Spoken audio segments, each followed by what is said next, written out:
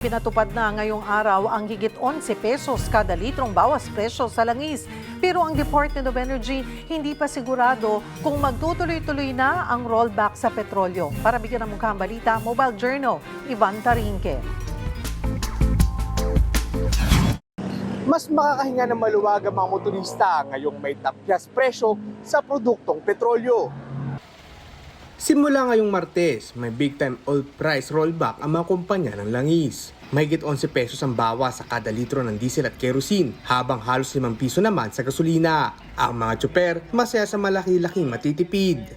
Kahit ganyan ang presyo, nakakahon na kami. Medyo hindi na masakit talaga sa bulsa namin. Susubukan po natin itong araw na ito. Gumanda ang kita namin.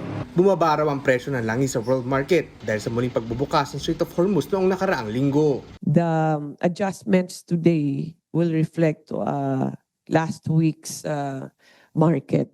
So, kung may mangyari man today o bukas, hindi po dapat umiiba ang presyo from Tuesday tomorrow to Monday next week. Yun nga lang, nananatili pa rin ang agam-agam. Kahapon, mukhang may plano na naman ang Iran na isara ang Hormuz.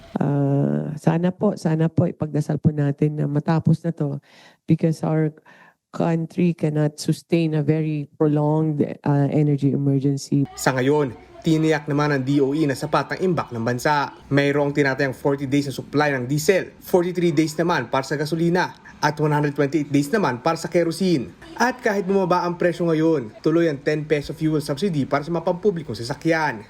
Mga kapatid, Mobile Journal, Ivan Tarinque po, hatid ang muka ng balita.